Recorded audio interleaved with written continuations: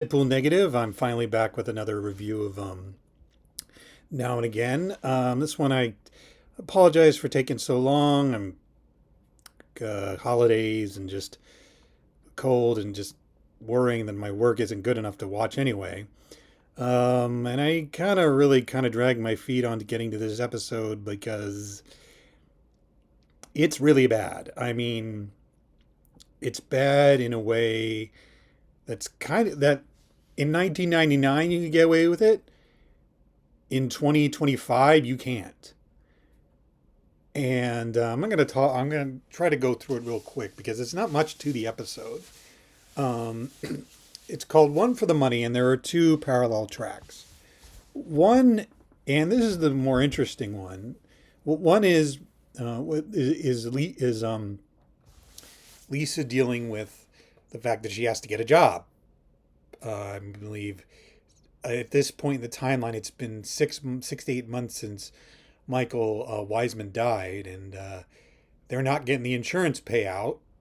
Um, and she fired her lawyer, so he so and but that's not the last we'll see of him, of Gerald Meisenbach, thankfully. Um, she's got to get a job, and this is where I kind of ran into, okay, this is some quality sexism for a show even in 1999. We find out that Lisa, played by the luminous and intelligent Margaret Collin, has been a stay-at-home mom her entire adult life.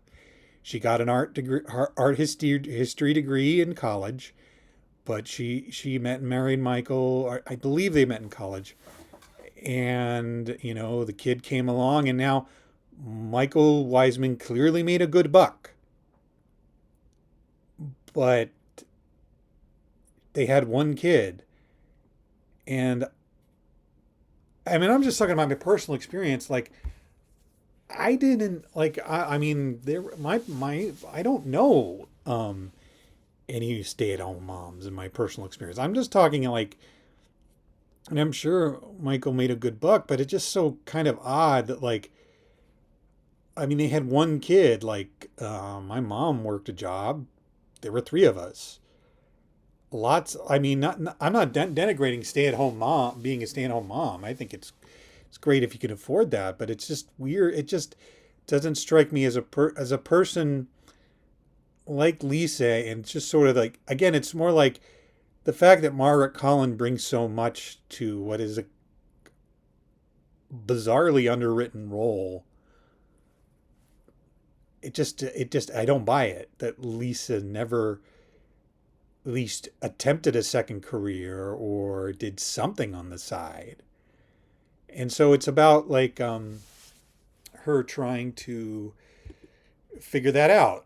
And what's interesting is episode was directed by Susan Seidelman, and the Lisa scenes definitely feel like from a woman's point of view.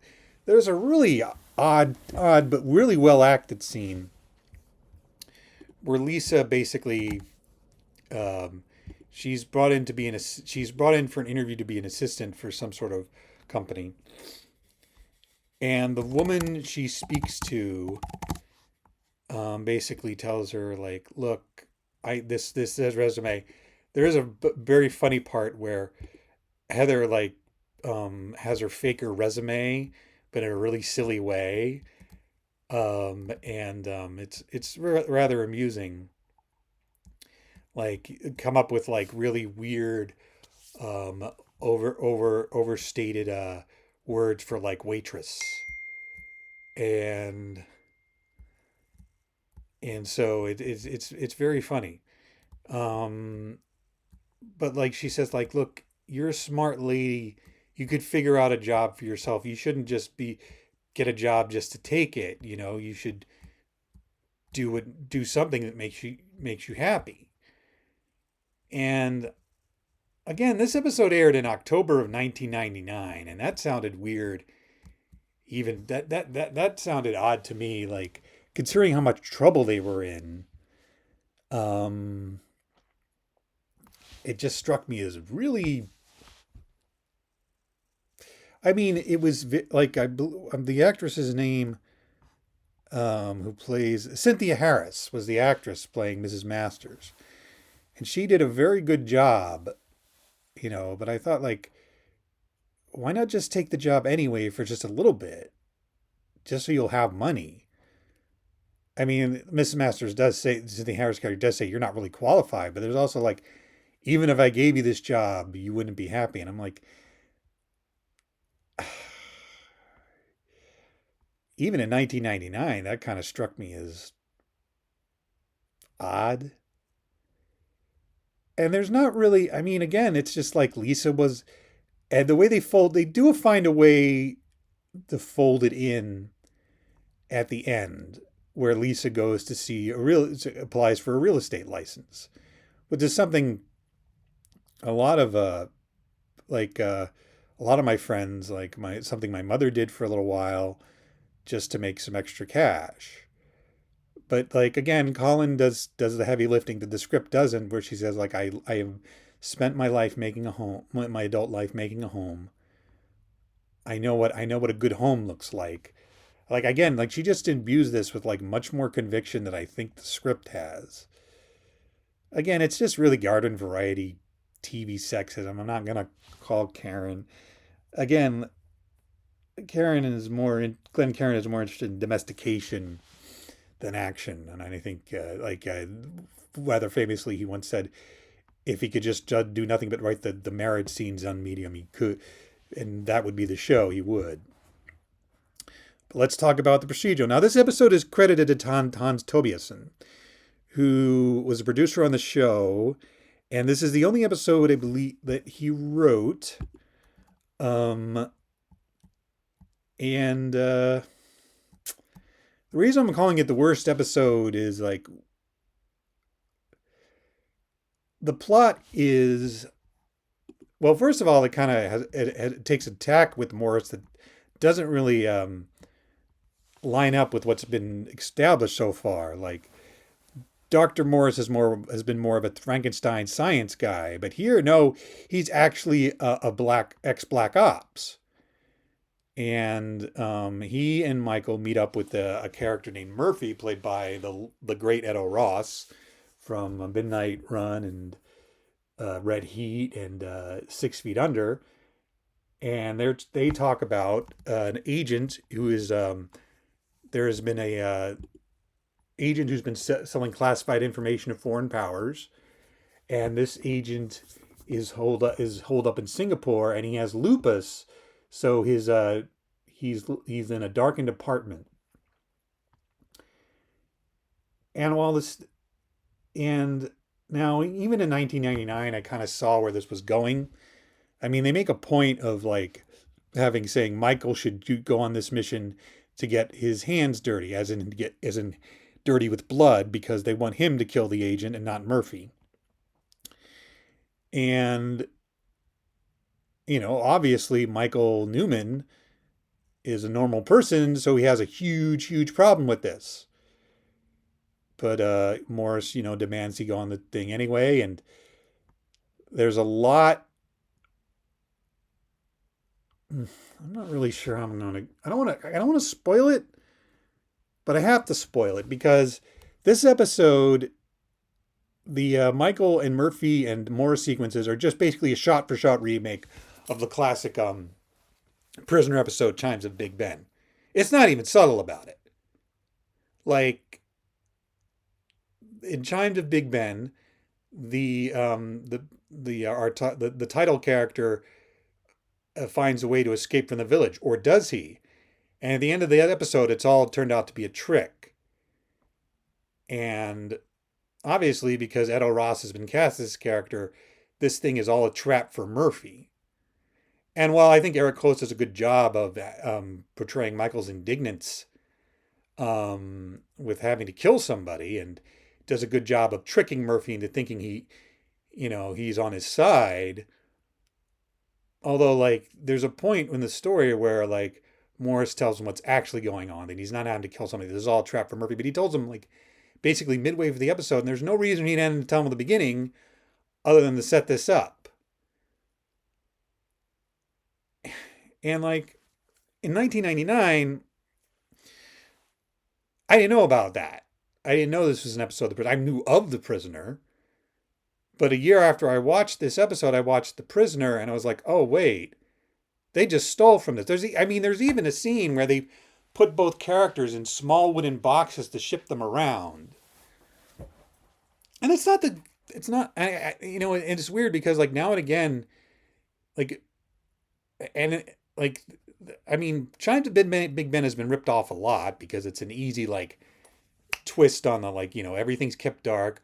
Although it gets really kind of ridiculous with Murphy, like if he's that paranoid, like Ross plays him as paranoid and super intelligent and very cynical about his job, and yet he doesn't think for 1 second that he's being tricked, that he's being entrapped, that he doesn't like consider that. And I thought that was a little hard to believe, but I'll go with that. But like, it's just embarrassing, and like it's not like I've seen. Chimes of Big Ben has been ripped off. I like and I'm not entirely 100% certain I should blame Hans Tobeason for this, because as Glenn Gordon Caron insists, every scripts on this show, on his old shows, on his later shows, went through him on the final draft. Like, I really don't have a hard time believing he wasn't aware of the Chimes of Big Ben when they shot this episode.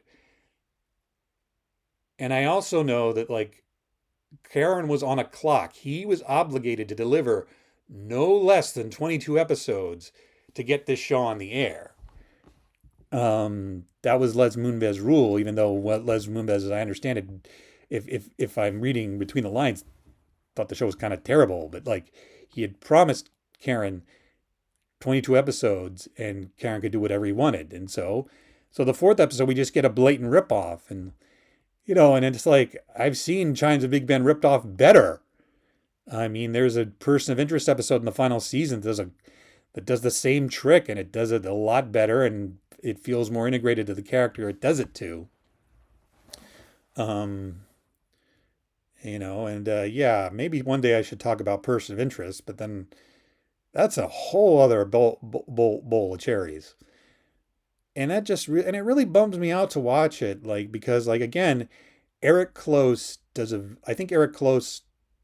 very, like, Dennis Haysbert sort of sells that all of a sudden, like, Morris is a Black Ops guy instead of a sort of more of a Black Ops Dr. Frankenstein figure.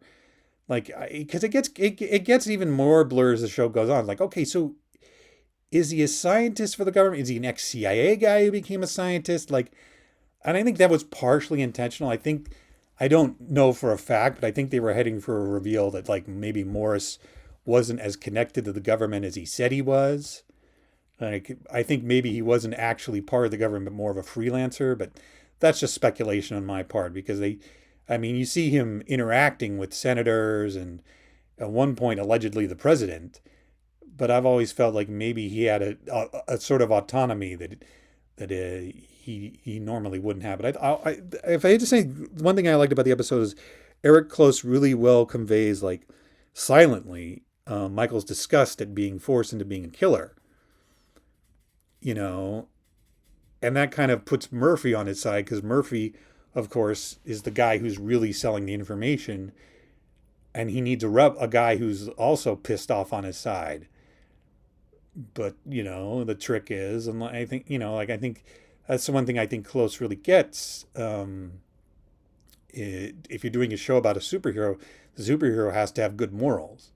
And Michael Wiseman, despite all he's been through, is not a killer. Yet. I think today, like, there would be a lot, I don't want to, ambiguity is not the word for it, but I think today it would be a lot more interesting to deal with. Like, there's a part of me that, but again, like, the fact that it just blatantly copies the Chimes of Big Ben, probably for expediency, really puts a sour damp on the whole thing. Anyway, that's all I wanted to say about the episode. I will be back with more reviews, and I will talk to you later. Bye.